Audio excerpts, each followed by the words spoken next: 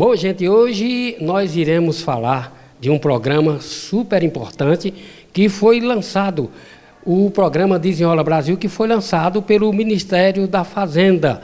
E esse programa visa beneficiar 70 milhões de brasileiros. E nós iremos conversar com o Rodrigo Lacerda, ele que é o responsável por essa parte aqui na cidade de Araripina. Rodrigo, eu quero saber de você de início. Esse programa é um programa incluso? Primeiramente, quero desejar um bom dia a todos os telespectadores da TV Araripe. Agradecer o convite para falar sobre um tema extremamente relevante, né, que é o programa Desenrola Brasil. E, de fato, ele é um programa que envolve todo o aspecto de inclusão, porque o principal intuito dele é justamente impactar positivamente, né, os brasileiros que possuem alguma dívida negativada nas instituições financeiras, ou seja, nos bancos. Então, sim, ele é um programa que envolve a inclusão, especificamente trazendo o consumidor, a pessoa física, a conseguir ter o seu nome limpo e, a partir disso, conseguir ter acesso a novos créditos bancários, por exemplo, e a aumentar o seu poder de compra. Rodrigo, eu quero saber de você o seguinte: que garantias serão oferecidas pelo Ministério da Fazenda para a renegociação das dívidas e em quantas faixas estão divididas? Pronto, é muito interessante falar sobre as faixas, né? Foi dividido em 3 faixas específicas que também podem ser denominadas em 3 etapas. A primeira etapa, e aí para muita gente que não sabe, os bancos, as instituições financeiras, eles vão desnegativar toda e qualquer dívida que tenha um valor até R$100. Então, a pessoa física, né, a pessoa que tem alguma dívida negativada em algum banco, que esteja incluso dentro desse programa, que seja até R$100, o próprio banco ele já vai desnegativar essa dívida. É a primeira etapa. A segunda etapa seria a partir de setembro, porém o governo decidiu adiantar.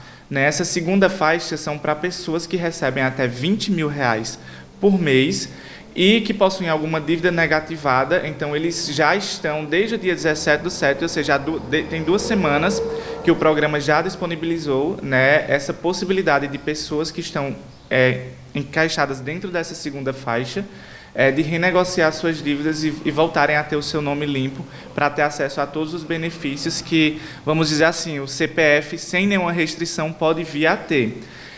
Já na terceira etapa, ou terceira faixa, são pessoas que recebem até 2 salários mínimos por mês e que possuem dívidas negativadas de até R$5 mil.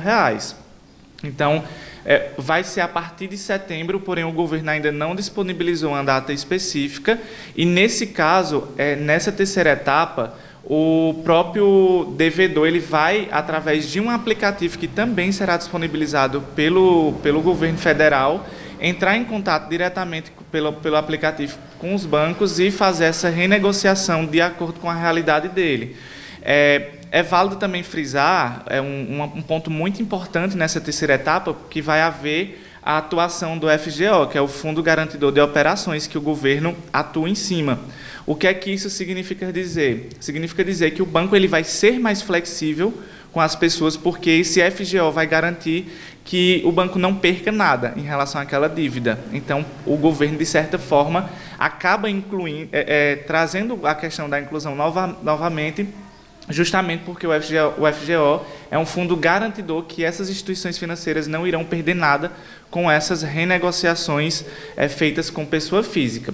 E aí vai iniciar em setembro essa terceira etapa. Primeira e segunda etapa já está em andamento, mas não tem uma data específica ainda, e o programa, o aplicativo que se chama Programa de Negociação, também será disponibilizado de forma totalmente gratuita. E aí eu quero reforçar também que, para as pessoas terem acesso a essas modalidades de renegociações com os bancos, é preciso que elas possuam o cadastro no Gov, né, na conta Gov, que hoje tudo é feito com Gov. Então, se você tem CAD único, também já está cadastrado no Cadastro Único, já tem o Gov e também teria acesso a essa modalidade de renegociação de dívida. Muito importante esse ponto aí que você citou, Rodrigo. Eu quero saber de você, quem pode e deve participar e quais os critérios? Pronto, na verdade, todas as pessoas que estão enquadradas dentro desses critérios que eu falei em relação à renda,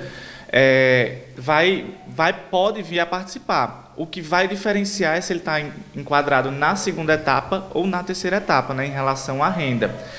Os critérios são dívidas negativadas, e aí muitas pessoas podem achar, então se eu tenho uma dívida de 2002, eu posso fazer a renegociação dessa dívida? Não, porque esse programa é específico para dívidas que foram negativadas do dia 1 de janeiro de 2019 a 31 de 12 de 2022. Então, um dos principais critérios é que a dívida que foi negativada esteja dentro desse período, entre 2019 e 2022.